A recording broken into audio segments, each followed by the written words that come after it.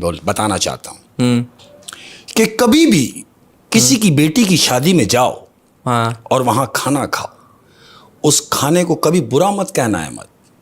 क्यों मालूम है? कि उस एक वक्त के खाने के पीछे उस बाप की पूरी जिंदगी लगी होती है। हाय हाय हाय हाय, ये बात आपने बिल्कुल सही की।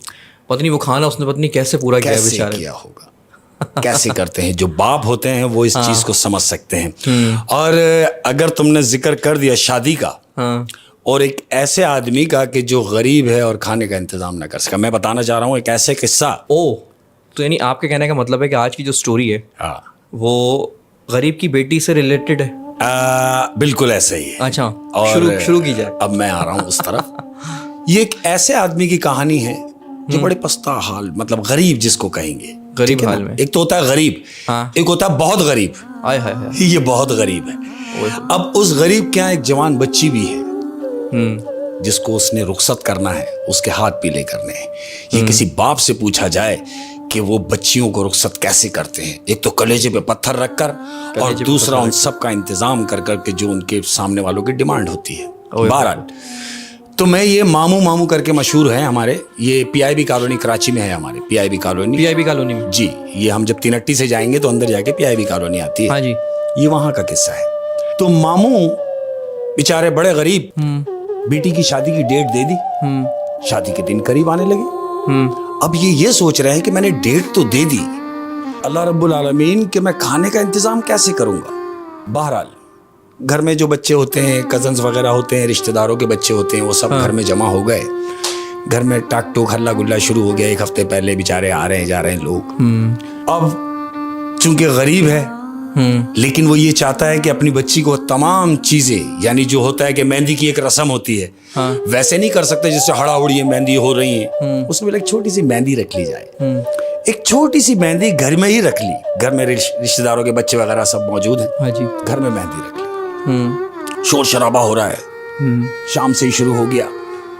रात गए, रज जगह हो रहा है, क्योंकि दूसरे दिन शादी है। अब रज जगह हो रहा है तो क्या होता है कि घर में, जहां मामू का जो घर है, उस घर के बीच में एक घना दरख्त है, नीम का दरख्त। अहमद, जरा सुनने वाली बात। उस नीम के दरख्त के नीचे वो बच्चे, कोई 2:30-3 बजे का टाइम, और ढोल बजा रहे हैं और शोर कर रहे हैं बुरी तरीके से। बच्चों ने शोर, शादी का घर है, शादी के घर में तो शोर बिल्कुल हल्ला गुल्ला होगा। लेकिन चूंकि मामू जो हैं वो बड़े समझदार हैं, मामू घर में दाखिल होते हैं और बच्चों को डांटते हैं कि बस बहुत हो गया, कर ली ना, खुशी हो गई ना, कर लिया शोर शराबा, बजा लिया ढोल, बस। तो शादी के घर में तो ऐसा ही ढोल वोल होता ही है, जाहिर है शोर शराबा होता है, ढोल ढमक बज रहे होते हैं। तो मामू ने कहा कि बस मत बजाओ। बच्चों ने कहा कि मामू आज आखिरी रात है, रज जगह हो रहा है, हमें बजाने दे, और फिर हम तो घर के ही लोग हैं, यहाँ है कौन दूसरा जिसके लिए आप मना कर रहे हैं। मामू ने कहा बेटा मेरी बात सुनो, जरूरी नहीं है कि कोई नजर आए। कुछ चीजें ऐसी भी होती हैं जो दिखती नहीं लेकिन मौजूद होती हैं। तो वो जो मौजूद होती हैं उन चीजों का ख्याल रखने के लिए मैं तुमसे कह रहा हूं कि बंद करो। हो सकता है कि उनके आराम का टाइम हो। रात के 2:30 बजे का टाइम है। रात के 2:30 बजे का टाइम है। नीम के दरख्त के नीचे बच्चों की ये बात समझ में आ जाती है। बच्चों ने ढोल तमाशा बंद कर दिया। अब चूंकि शादी का दिन है, नेक्स्ट डे, अगले दिन बारात है। मामू ने खाने का अरेंज करने की बड़ी कोशिश की लेकिन हो ना सका। वो हमारे एक बड़े अच्छे, अल्लाह उनको जिंदगी दे, वो हमारे एक जानने वाले के पास गए और उनसे कहा, अपना मुद्दा बयान किया कि बेटी की बारात आने वाली है और मैं कितना ही करके हद्दुल इम्कान कोशिश की लेकिन मुझसे हो ना सका और मैं बहुत मजबूर होकर आपके पास आया हूं। उन्होंने कहा, बोले कि मुझे 100 आदमी के खाने का अरेंज कर दें। 100 आदमी के खाने का 100 आदमी के खाने के लिए अरेंज कर दें। मैं आपका ये एहसान सारी जिंदगी नहीं भूलूंगा। उन्होंने कहा, अरे मामू, जब आपको हम मामू कहते हैं तो आपने इतनी देर क्यों की? आप पहले ही आ जाते। देखो हैं लोग अभी दुनिया में, ऐसी बात नहीं है, दुनिया में लोग अच्छे लोग भी हैं। उन्होंने कहा पहले ही आ जाते। मामू को तसल्ली हुई।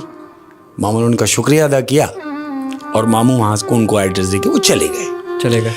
अब जिनके पास वो गए थे, उन्होंने बजाय इसके कि 100 आदमी के खाने का करता है अरेंज, उसने 150 लोगों के खाने का अरेंज किया अपनी तरफ से, यानी 50 लोग बढ़ा दिए कि हो सकता है लोग ज्यादा भी आ जाएं। अहमद 150 लोगों का खाना वहां पहुंचाया गया, बारात आई। अब जब बारात आई है तो मामू तंबू में खड़े हुए हैं, महल्ले में ही तंबू लगाया। हाँ, महल्ले में ही तंबू लगाया है, वहीं बारात आई है, मामू तंबू में खड़े हुए। 100 लोगों का खाना कराया था मामू ने। मामू क्या देखते हैं कि शादी में 400 लोग मौजूद हैं। बारात के साथ जो आए हैं, 400 लोग हैं तकरीबन। 400 लोग वहां मौजूद हैं।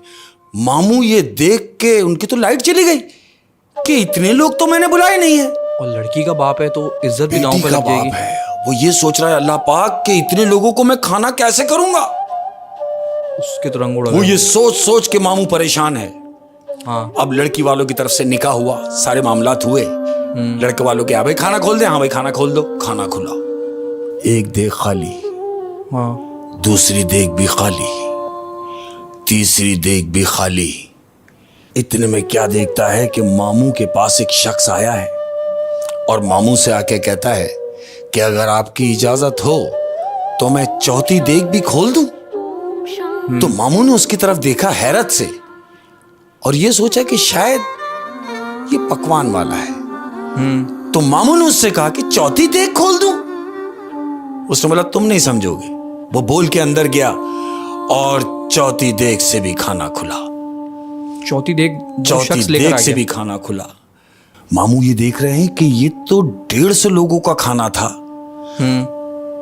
ये लोग खा रहे हैं रच के और खाना खत्म नहीं हो रहा। 400 अफराद ने खा ली बिरयानी। 400 अफराद वो बिरयानी खा रहे हैं और रच के खा रहे हैं। अहमद, इतने में क्या देखते हैं कि मामू के पास वो शख्स आया और आके कहता है कि मामू मैं कोरमा रोटी भी खोल रहा हूं। मामू ने बोला सुनो। वो बोल के और अंदर गया। मामू सोच के ये परेशान है कि कोरमा रोटी तो मैंने बोला ही नहीं, ये कहां से चला रहा है, ये कहां से आ रहा है। क्या देखते हैं कि तंबू में कोरमा और रोटी इंटर हो रहा है। मामू ये देख के परेशान है और लोग कोरमा रोटी पर भी टूटे पड़े हैं, खा रहे हैं। यानी बिरयानी भी खा रहे हैं, रोटी भी खा रहे हैं, खत्म नहीं हो, कोरमा भी खा रहे हैं और वो खत्म नहीं हो रहा। मामू एक कोने में खड़े हुए ये सब मंजर देख रहे हैं। लोग रच के खा रहे हैं। कोई 20 मिनट गुजरे, वही शख्स दोबारा मामू के पास आता है और आके कहता है अब मैं मीठा खोलने जा रहा हूं। ये बोल के और अंदर चला जाता है। जबकि मीठा है ही नहीं। मीठा, मामू ये सोच रहे हैं कि मैंने सिर्फ एक डिश थी यानी बिरयानी, ना मैंने कोरमा कहा, ना मैंने रोटी कही और ना ही मैंने मीठे का कहा। वो शख्स बोल के चला गया। मामू देख रहे हैं कि खीर के थाल अंदर आ रहे हैं, खीर आ रही, लोग खा रहे हैं और रच के खा रहे हैं।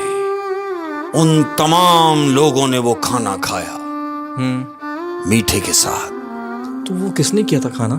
अहमद, हाँ। बेटी रुखसत हुई, बारात चली गई। अब मामू ने उस शख्स को ढूंढना शुरू किया कि जो बार बार आके मामू को बता रहा था कि मैं खाना खोल रहा हूं, हाँ। मैं मीठा खोल रहा हूं, मैं कोरमा खोल रहा हूं। मामू ने पूरे तंबू में उसे ढूंढा। हाँ, क्योंकि वो इतना खाना ले लेके आ रहा है, वो कहां से आया? वो शख्स नजर नहीं आया।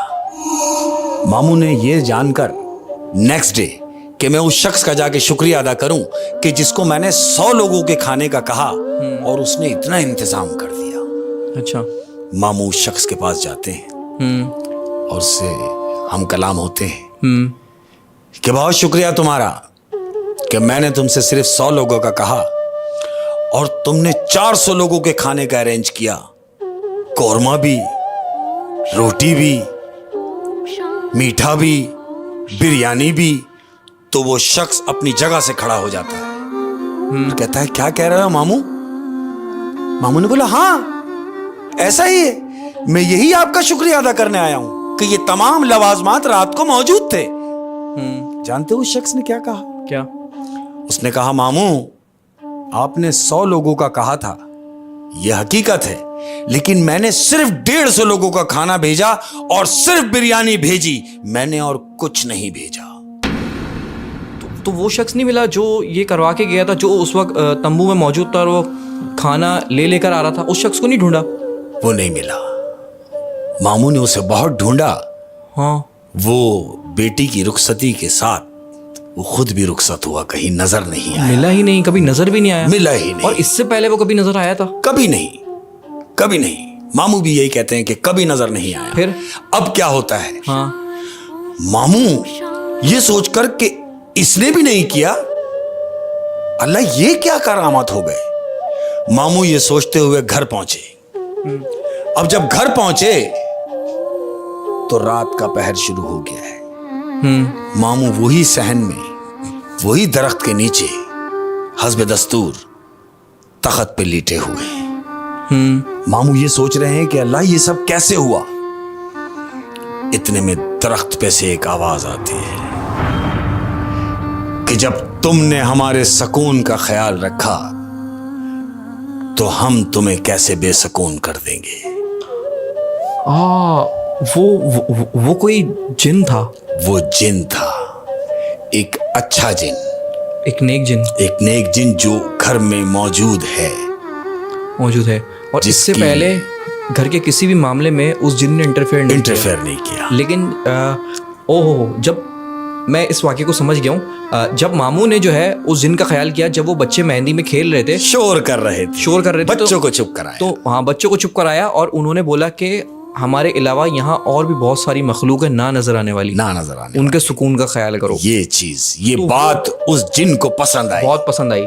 और उसने उसका इजहार इससे किया कि देखो कैसे वक्त पे वो खड़ा हुआ, क्या बात। और एक बात और साबित हो गई है कि वो जो वेटर ही कहेंगे हम, जो खाना ला के दे रहा था, अब वो जो कैरेक्टर था वो कोई इंसान नहीं था, वो जिन था जिसने वो खाना उस वक्त पूरा किया। ओए होए होए होए होए, सही है। क्या बात है शेख साहब, इससे ये चीज सीखने को मिलती है कि आदमी कोई भी नेकी छोटी समझकर ना छोड़े। बिल्कुल ऐसे ही है ना, नेकी तो नेकी है। मौला करीम वो नुक्ता नवाज है परवरदिगार। हाँ, कि आप देखें, ख्याल रखें कि चिड़ियों का पानी का ख्याल रखें, उनके दानों का ख्याल रखें। बेजबान यानी अगर है, मैं तो कहता हूं किसी कुत्ते के सिस्टम का हो तो उसको भी प्यासा नजर आता है तो उसको पानी पिलाएं।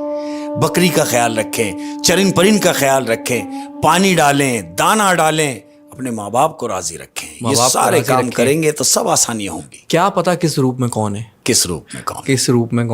और ये देखिए उनकी छोटी सी ख्याल रखने से बिल्कुल उनको कितना बड़ा सिला मिला उसको। ओ, तो भाई एक दफा मैं और बोलूंगा, हाँ, कि जो नजर आने वाली चीजें हैं उनका तो आपने ख्याल करना ही है, बिल्कुल। लेकिन जो चीजें नजर नहीं आती उनका बहुत ख्याल रखना, आपने उनके सुकून का भी बहुत ख्याल करना है। बिल्कुल ऐसे। लेकिन शेख साहब मसला पता है क्या है, हमें इतना सोचने का टाइम ही नहीं है। हम तो प्यार, मोहब्बत, इश्क, आशिकी इसी में पड़े हुए, जो सारा दिन सोशल मीडिया पे देखते हैं। हाँ, तो नौजवान नस्ल ना, मुझ समीत, हम तो बस प्यार कर रहे हैं, हम तो आशिक हैं। हाय अहमद, हाँ, जब इश्क की बीमारी लगती है, हाँ, तो 3 बच्चों की माँ भी प्यारी लगती है। ये बीमारी आपको तो नहीं लगेगी? नहीं, खुदा ना खास्ता ऐसा नहीं है। लेकिन नहीं, आपको लगी होगी ना, आपने अपनी बेगम से इश्क किया। अल्हम्दुलिल्लाह, इश्क मेरा ऐसा कि सुभान अल्लाह वो कामयाब भी हुआ, और उसका जिंदा सबूत ये है उस इश्क का कि मेरे 5 बच्चे हैं। माशाल्लाह, ये इश्क का सबूत है। मैं ऐसे ही एक आशिक का जिक्र कर दूं तुमसे, जब बात इश्क की निकली है। ओए होए, आशिक की कहानी। तो आशिक की कहानी देखो, प्यार में किस हद तक जा सकता है ये इंसान, ओए होए होए, मोहब्बत में। ये उस आशिक की कहानी। दरअसल प्यार करने वाला तो एक नॉर्मल इंसान है, आशिक तो एक अलग इंसान है। आशिक भाई, वो लफ्ज आ गया ना उसके साथ, आशिक। तो फिर वो आशिक है तो फिर क्या ना करे।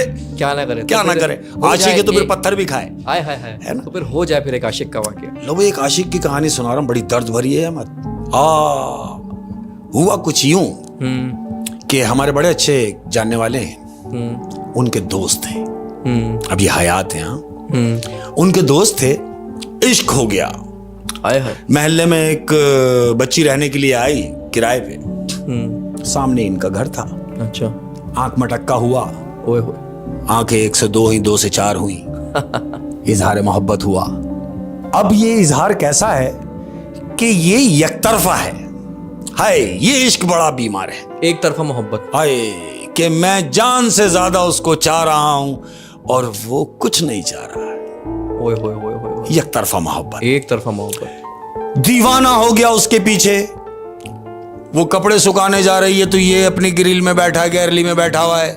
वो घर से निकल रही है तो ये बैठा हुआ है। सिर्फ उसका मकसद उसको इम्प्रेस करना कि किसी तरीके से ये इजहार मोहब्बत कर बैठे। लेकिन कैसे करेगी, क्योंकि वो एक खाते पीते घर की बच्ची है और ये ठहरे गरीब, तो वो तो देखना भी गवारा नहीं कर रही।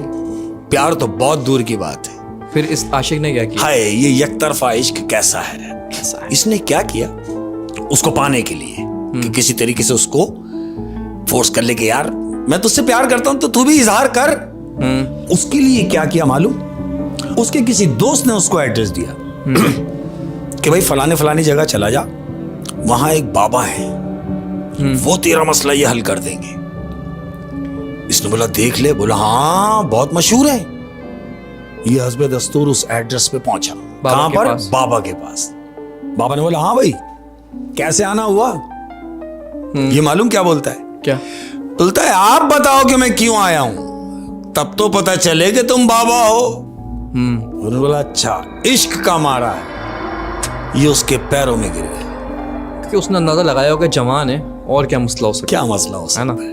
लेकिन इसकी बेताबी देखो। इसने ये अंदाजा लगाया कि यार इन्होंने ठक करके मेरा पॉइंट पकड़ा है। वो उसके पैरों में पड़ गया। बोला बस अब आप ही करेंगे जो करेंगे। बोला नहीं मैं नहीं करूंगा। अगर तुझे कुछ करना है तो तू खुद कर अपने लिए। बोला मैं कैसे कर सकता हूं खुद अपने लिए? बोला क्यों नहीं कर सकता? अगर तुझे उससे इश्क है, तू उससे मोहब्बत करता है, तो फिर तुझे ये करना पड़ेगा। उसने बोला मुझे क्या करना है? बोला कुछ नहीं, 60 दिन का चिल्ला खींचना है, 2 महीने का। वो काला जादू जो होता है? काला जादू। इसका मतलब वो बाबा सही नहीं है? नहीं, वो ब्लैक मैजिक, काला जादू करने वाला है। उसको ने उसको मशवरा दिया कि तुम 2 महीने का चिल्ला करो और 2 महीने के चिल्ले के बाद जिस चीज को तुमने नजर भर के देखा वो चीज तुम्हारी हो जाएगी। इसने सोचा ऐसा मुमकिन है? बोला बिल्कुल है, लेकिन याद रख चिल्ले के दौरान तूने बहुत सारी चीजों का ख्याल रखना है। इसने बोला मसलन? बोला मसलन क्या? मिसाल के तौर पे तुझे चिल्ले के लिए कुछ चीजें दरकार होंगी। अच्छा, वो तुझे लानी होंगी। जैसे कि क्या? जैसे कि क्या? उसने भी यही पूछा। हाँ। मिसाल के तौर पे क्या चीज लानी होगी? तो वो बाबा उसको बता रहा है बकरे की कटी हुई गर्दन, बकरे की कटी हुई गर्दन, कब्रिस्तान की मिट्टी और स्पेशली उल्लू की आंख। ये चीजें तुझे दरकार है तेरे इस अमल के लिए। उल्लू की आंख, उल्लू की आंख, कब्रिस्तान की मिट्टी और बकरे की सिरी। बकरे की सिरी? सिरी यानी धड़ से अलग गर्दन, बकरे की गर्दन। बोले इससे क्या होगा? बोला ये पहले चीजें ये अरेंज कर, उसके बाद जो आखिरी चीज तुझे लानी है वो जिस दिन तेरे चिल्ले का आखिरी दिन होगा उस दिन तुझे वो चीज लाके बैठना है चिल्ले में। अच्छा। इसने बोला क्या? बोला नहीं, तू जा चिल्ला शुरू कर। उसको जो पढ़ने का था उसने उसको बताया। अब काले में क्या पढ़ते हैं मुझे नहीं मालूम। इसने उसको तमाम पढ़ाइयां बताई उस बाबा ने कि तुमने जाके ये पढ़ाइयां करनी और आज से ही चिल्ला शुरू कर दे। उस जाली बाबा ने जाली सब तरीका काले इल्म का जो काला इल्म करने वाला बाबा है उसने उसको बताया कि तुम घर जाओ और घर जाके सन्नाटे में 12 बजे के बाद एक दायरा बनाओगे चौक से, गोल दायरा। उस दायरे के बीच में बैठोगे और ये तमाम चीजें जो मैंने तुम्हें बताई हैं ये अपने साथ रखोगे। वो तीनों चीजें? वो तीनों चीजें। हाँ। ये हस्बे दस्तूर। हाँ। उसने वो चीजों का अरेंज कैसे किया अल्लाह जानता है, अपने को नहीं मालूम। कर लिया लेकिन इसने वो चीजों का अरेंज करके और उस दायरे में बैठ गया और पढ़ाई शुरू कर दी, जो काली पढ़ाई होती है। उसने उसके दौरान क्या क्या अमल किए मैं वो बताने से कासिर हूं। उसने वो काम किए कि जो एक इंसान को नहीं करने का काम है। इंसान को हैवान बना दे, हैवान बना वो पढ़ना शुरू कर दिया। वो पढ़ाई शुरू कर दी। दिन गुजरते चले गए अहमद, दिन गुजरते चले गए। अब चिल्ले का आखिरी दिन है, यानी 60वां दिन, जिस दिन उसका चिल्ला पूरा होने जा रहा है। 49 दिन ये पूरे कर चुका है। 49 दिन गुजर चुके हैं, 60वां दिन है आज, चिल्ले का आखिरी दिन। ये बाबा के पास जाता है आखिरी दिन, और इसके बाद, ये करने के बाद, इसके बाद पावर आ जाएगी। पावर आ जाएगा वो, कि जिस चीज को वो देखेगा वो उसकी हो जाएगी। ये बाबा के पास गया कि आखिरी दिन मुझे क्या करना है, मुझे ये बताओ। मालूम वो बाबा उसको क्या कहता है? क्या? ये बाबा से मिला, बोले बताइए अब मुझे क्या करना है? बोला अब जो तुझे करना है ये तेरा आखिरी काम है, इसके बाद वो होगा जो तू चाहेगा। बोला बताओ मुझे क्या करना है? बोला रात को 12 बजे कब्रिस्तान जाके मुर्दे की किसी भी जिस्म की, कोई भी किस्म की हड्डी, मुर्दे की जिस्म की हड्डी चाहिए। जरूरी नहीं है कि बड़ी हो, इतनी सी भी हो तो चलेगी। इंसानी हड्डी होनी चाहिए, और मुर्दे की इंसानी हड्डी वो तुझे चाहिए। बोला बस वो ले जाकर और उस दायरे के दरमियान तूने बैठ जाना है। तेरा टाइम पूरा होगा और जब तू उठेगा तो तुझे वो मिला हुआ होगा जो तू सोच नहीं सकता। ये क्या ना करता? इसने बोला ठीक है। रात को 12 बजे कब्रिस्तान जाता है, कब्र में उतरता है। हाँ। मुर्दे की हड्डी, इतनी सी हड्डी जो वो जेब में रख ले, वो हड्डी जेब में रख के घर आता है और हस्बे दस्तूर वो अपने दायरे में बैठकर चिल्ला करता है। हड्डी घर ले गया, हड्डी घर ले गया है, दायरे के बीच में बैठा है और आखिरी रात है और वो पढ़ाई शुरू करता है। अब जब इसका इक्वल टाइम पूरा हुआ तो क्या देखता है कि दायरे से बाहर, यानी जहां वो बैठा है उसके बाहर नोटों का अंबार है, सोने का अंबार है, और एक आवाज आती है कि उठा, ये सब तेरा है। क्या आवाज आ रही है? उठा, ये सब तेरा है। सब तेरा है। इसके जहन में आता है कि मुझे तो ये चाहिए ही नहीं, उसे तो वो लड़की चाहिए, उसे तो वो चाहिए जिसके लिए उसने ये सारे जतन किए, यानी वो लड़की। फिर वो नहीं उठाया मत। थोड़ी देर में देखता है तो बाप आता है। बाप उसको डांटता है कि क्या बकवास कर रहा है और क्या बड़बड़ा रहा है तू, खड़ा हो और चल अंदर आ। उस सर्कल के बाहर उसका बाप, उस सर्कल के बाहर उसका बाप खड़ा होकर उसको आवाजें दे रहा है। ये सोचता है कि आज मेरी आखिरी रात है ये चिल्ले की। अगर मैं दायरे से बाहर जाता हूं तो मेरा सब किया धरा खत्म हो जाएगा। वो अपने बाप की बात को भी इग्नोर कर देता है और नहीं उठता। अब क्या देखता है? जिसके लिए उसने सारे जतन किए वो लड़की उसके सामने खड़ी है दायरे से बाहर, और इससे कहती है कि तूने पा लिया वो जो तू चाहता था।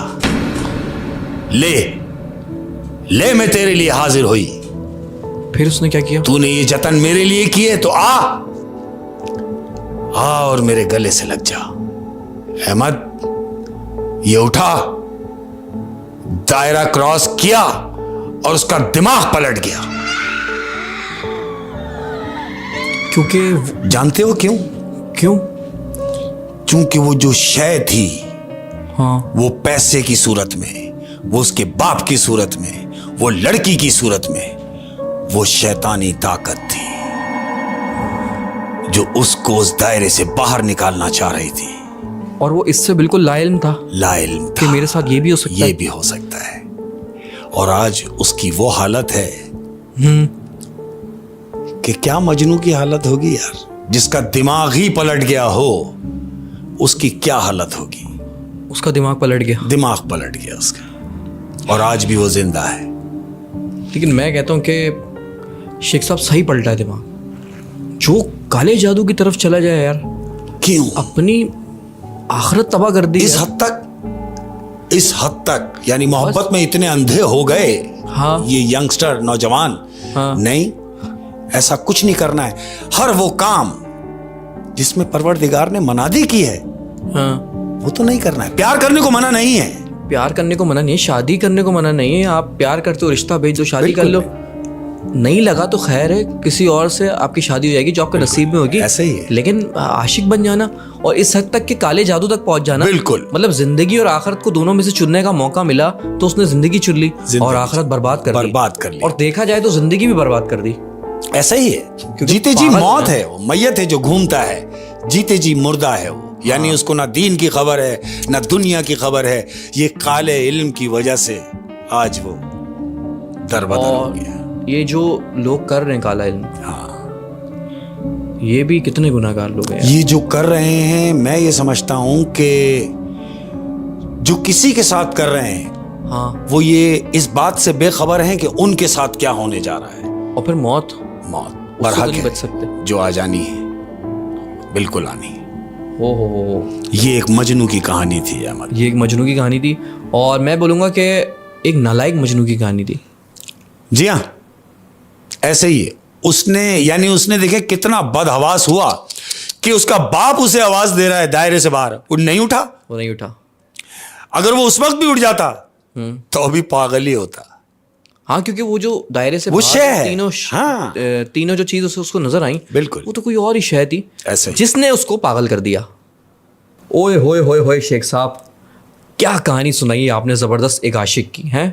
लेकिन देखे ना, इस दुनिया में इंसान आया है ना, किसी ना किसी काम में लगा हुआ है वो है। हाँ, कोई आशिकी में लगा हुआ है, कोई मेहनत मजदूरी, किसी का इश्क रोटी है, हाँ, कोई रोटी कमाने में लगा हुआ है। बिल्कुल, कुछ ना कुछ तो आदमी ने कोई करना ही अपने दुनिया में। खानदान से इश्क कर रहा है, कोई अपनी खानदान औलाद से से इश्क कर रहा है, अपने बच्चों की जिम्मेदारियों से इश्क कर रहा है। वाह वाह वाह वाह, है ना। ऐसी एक जिम्मेदार आदमी की कहानी मैं तुम्हें सुनाता। अच्छा, हाँ, एक मेहनतकश जिम्मेदार बाप, यानी जो आजकल आप देख रहे हैं टैक्सी वैक्सी जो होती हैं, जो कारें हैं जो टैक्सी में कन्वर्ट कर दी हैं, पैसेंजर लाना ले जाना जो होता है। हाँ। हैदराबाद के हैं ये, हमारे सज्जाद भाई इनका नाम है। अच्छा। सज्जाद साहब बेचारे बड़े शरीफ आदमी।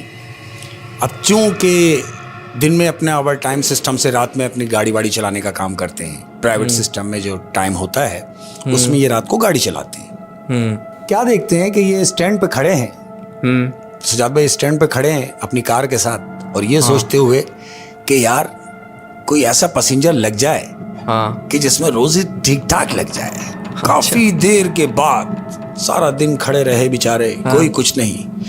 मगरिब के बाद इनके पास एक पैसेंजर आता है, जवान लड़का, यंग लड़का आता है और इनसे आके कहता है, हजरत मुझे नवाबशाह जाना है, आप मुझे नवाबशाह ड्रॉप कर दें। हैदराबाद टू नवाबशाह, हैदराबाद से नवाबशाह। इन्होंने सोचा कि यार ये अकेला है, अगर 2-3 नवाबशाह के हो जाएंगे तो जरा मीटर सही हो जाएगा।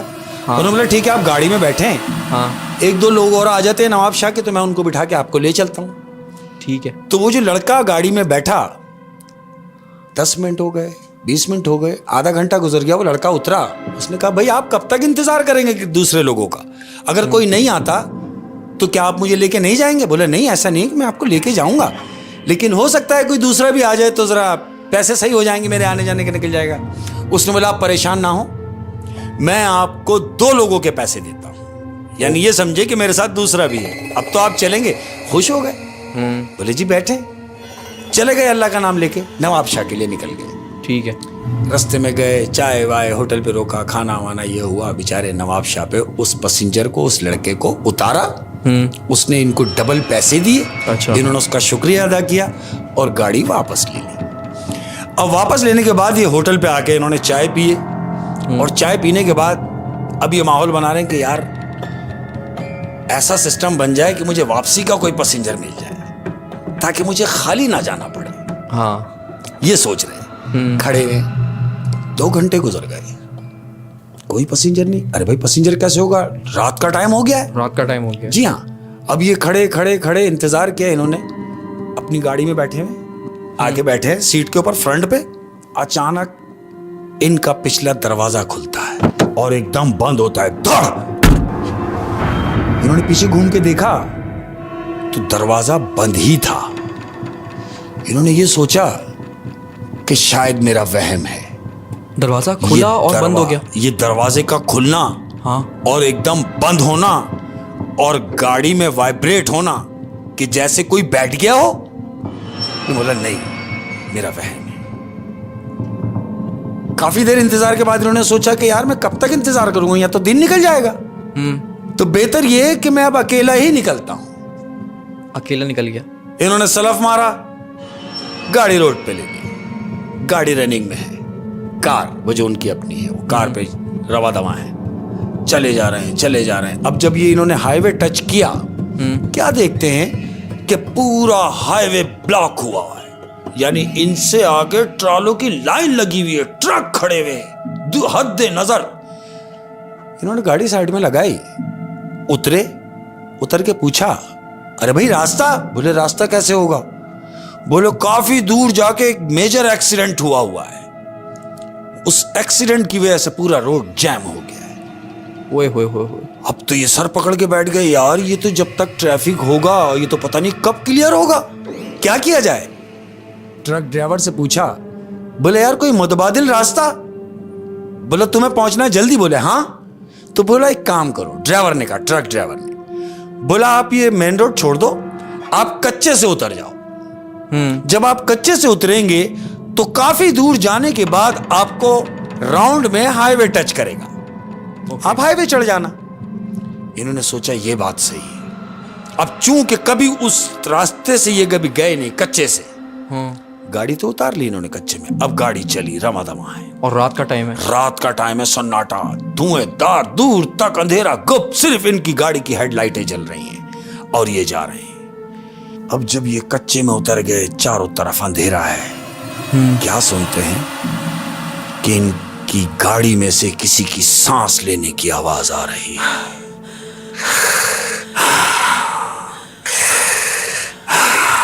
गाड़ी में से सांस लेने की आवाज आ रही है। उसने देखा नहीं, पीछे मुड़ के इन्होंने सेंटर वाला गिलास सेट किया, देखा तो पिछली सीट पे कोई भी नहीं है। फिर इनके दिमाग में आया कि शायद मेरा वहम है। इन्होंने गाड़ी को स्पीड दी। अब गाड़ी को जब स्पीड दी है तो सांसें तेज हो गई, तेज सांस चलने लगी। इसी असना में गाड़ी खड्डे में जाके लगती है, धड़। अब जब गाड़ी खड्डे में लगी है तो अचानक ऐसा लगा है कि किसी का सर छत पे लगा है गाड़ी के, और आगे जाके गाड़ी बंद हो जाती है। गाड़ी बंद तो हेडलाइटें जल रही हैं। तो उसने पीछे देखा नहीं कि कौन है? कोई भी नहीं था, गाड़ी में कोई भी नहीं था। ये गाड़ी से उतरता है, हाँ, आगे जाता है। चूंकि गाड़ी बंद हो गई है, बोनट खोलता है। बोनट खोल के बैटरी का तारवार हिलाता है। अहमद, अचानक गाड़ी का हॉर्न बजता है। तो इसको नजर नहीं आया कि हॉर्न किस? एक हॉर्न बजा, दूसरा हॉर्न बजा। जब दूसरा हॉर्न बजा तो ये गाड़ी छोड़ के दूर भाग गया सामने, कि गाड़ी में तो कोई भी नहीं है। इसने इतनी भी जहमत ना करी कि बोनट गिरा के देखे कि कोई है या नहीं, लेकिन चूंकि गाड़ी में तो कोई भी नहीं है, ये तो इसे मालूम है। तो इसको जब हॉर्न बज रहा था, हाँ, तो इसको विंड स्क्रीन पे नजर नहीं आया कि कौन है या नहीं है? कैसे नजर आता? बोनट खुला हुआ है। हाँ, जब गाड़ी का बोनट खुला हुआ होता है तो नजर नहीं आता। कैसे नजर आएगा? लेकिन सिर्फ चूंकि हॉर्न बजा तो ये ब्लास्ट हो गया कि गाड़ी मैं तो बाहर खड़ा हूं, और इसके अंदर इतनी भी हिम्मत नहीं है कि वो झांक के देखे कि ये हॉर्न किसने बजा दिया है। अहमद ये डर के दूर हो गया गाड़ी से। अब गाड़ी के सामने जाके खड़ा हुआ है और हेडलाइटें जल रही हैं, अकेला। ये सोच रहा है कि यार ये हॉर्न किसने बजाया? ऐसी बात है, वहां तो कोई है ही नहीं। 10 मिनट गुजर गए, ये शौक में है। इसने अपने आप को कि यार मैं अपना जहन भटकाऊं, जेब से सिगरेट निकालता है, सिगरेट लगाता है, सिगरेट जलाता है, और कश लेके जो धुआं बाहर निकालता है अहमद। अब जब धुआं बाहर निकाला है तो उस धुएं में एक औरत का अक्स बन जाता है। अब जब ये वो अक्स को देखता है तो वो धुआं हटाता है हाथों से और सिगरेट फेंकता है, और भागता हुआ गाड़ी की बोनट ढक्स करके बंद करता और गाड़ी में बैठता। तो गाड़ी में जब ये दोबारा आके बैठा तो उस वक्त गाड़ी में कोई भी नहीं था? कोई भी नहीं। इसने अच्छी तरह गाड़ी का जायजा लिया है और गाड़ी में कोई भी नहीं है। ये अल्लाह का नाम लेके अपनी फ्रंट सीट पे बैठता है। हाँ। और बिस्मिल्लाह करके सलफ मारता है। अब जब सलफ मारता है तो गाड़ी स्टार्ट है। अब ये गाड़ी लेके दोबारा चला। बियाबान है, दूर तक कोई भी नहीं, अंधेरा गुप है और ये जा रहा है। हेडलाइट इसकी टनाटन चल रही है और गाड़ी ने स्पीड पकड़ी हुई है। अहमद से फिर सांस की आवाज आती है कि गाड़ी की पिछली सीट पे कोई सांस ले रहा है। ये अपना सेंटर वाला शीशा दोबारा सेट करता है तो क्या देखता है कि गाड़ी की पिछली सीट पे खातून बैठी हैं जो भयानक शक्ल है, लंबे घने बाल और आंखें उसकी बिल्कुल अंगारे, डरावना चेहरा। ये उस शीशे में देख रहा है और सामने जब देख रहा है तो सामने हाईवे नजर आ रहा है। ये सोचता है कि अगर मैं यहां गाड़ी रोकता हूं तो हाईवे से रह जाऊंगा। ये गाड़ी हाईवे पे ले लेता है और हाईवे पे गाड़ी लगा के रोक के और गाड़ी से बाहर आ जाता है। तो वो औरत इसको कुछ करती नहीं है? कुछ नहीं, उसने कुछ भी नहीं किया। ये गाड़ी से उतरता है, ट्रक को हाथ देता है। ट्रक वाला साइड में ट्रक लगा के और झांक के बोलता है, क्या परेशानी है? वो कहता है, यार मैं तुमसे कुछ कहना चाहता हूं। बोला, हाँ बोलो, मैं सुन रहा हूं। वो अपना तमाम किस्सा उस ट्रक ड्राइवर से शेयर करता है। ट्रक ड्राइवर सुन रहा है और ये बोल रहा है। तो ट्रक ड्राइवर ने बोला, तुम मुझसे क्या चाहते हो? बोला, मुझे मेन रोड तक छोड़ना है, यानी जहां से शहर शुरू हो जाता है हैदराबाद के लिए, मुझे वहां तक ड्रॉप करना है। तो तुम मेरी क्या मदद कर सकते हो? तो जानते हो ट्रक ड्राइवर ने क्या किया? ट्रक ड्राइवरों के साथ तुमने देखा होगा एक एक्स्ट्रा आदमी होता है जिसे वो कैलेंडर कहते हैं। कैलेंडर कहते हैं। शाबाश। अपने कैलेंडर को बोलता है कि सुन भाई, तू इसके साथ गाड़ी में बैठ और जब तक ये बोले तू इसके साथ गाड़ी में बैठ, जहां तक ये मुतमईन नहीं हो जाता। वो अपने कैलेंडर को उसके साथ बिठाता है और उसको कहता है कि पहले तुम निकलो, तुम्हारे पीछे मैं ट्रक लाऊंगा। कार निकलती है, पीछे ट्रक निकलता है। अहमद, ये दोनों गाड़ियां आगे पीछे रवा दवा हैं। अब हैदराबाद के लिए जब ये मेन रोड पर आते हैं, गाड़ी रोकता है तो वो कैलेंडर उससे कहता है कि देखो, अब तुम यहां आ गए हो, यानी अब ये लाइटें भी जल रही हैं, तुम्हें दूर से शहर भी नजर आ रहा है, अब तो कोई परेशानी नहीं है। उसने बोला, मैं तुम्हें कैसे कह दूं कि हाँ तुम्हारा बहुत शुक्रिया और तुम जाओ। क्यों? कि उसके वही जहन में है कि यार दोबारा से वही औरत कुछ है और नहीं है, कुछ चूंकि दिख नहीं रहा। ये अल्लाह का नाम लेके गाड़ी में बैठता है। हाँ। और जितनी भी अरबी आयात इसे आती थी उसने सब पढ़ के गाड़ी में फूंकता है, बैठता है, सलफ मारता है और घर के लिए निकलता है।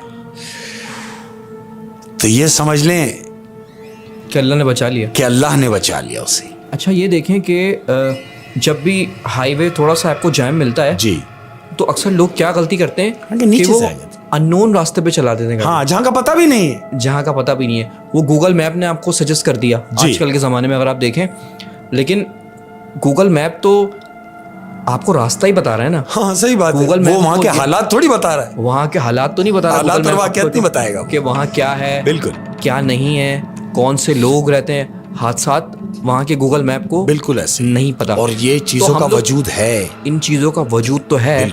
और हम लोग क्या गलती करते हैं कि हम थोड़ा सा भी जैम होता है ना तो हम सब्र नहीं करते। सही बात। हम जो है फौरन कच्चे पे गाड़ी उतार देते हैं। बिल्कुल। और फिर कहाँ से कहाँ लेके चले जाता है वो मैप, वो आपको कुछ भी नहीं पता।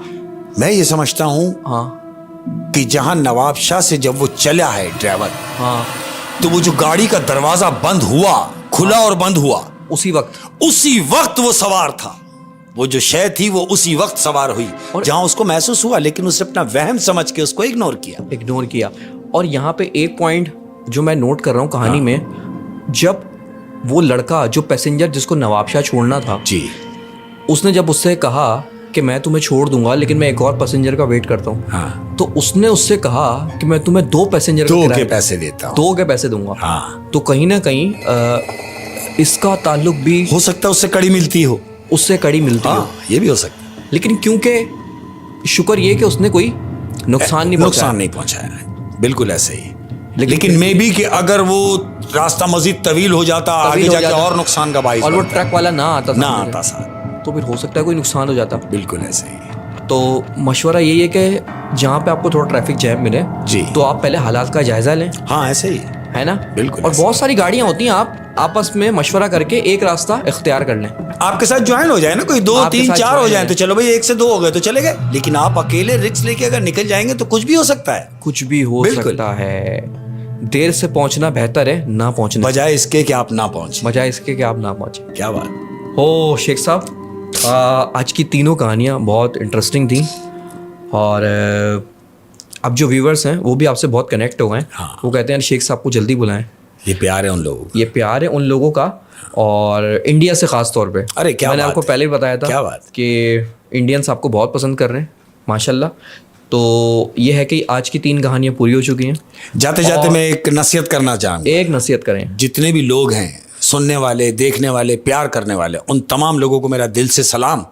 और दोस्तों याद रखो कि घर में किसी भी बुजुर्ग की तरफ जाने की जरूरत ही नहीं है।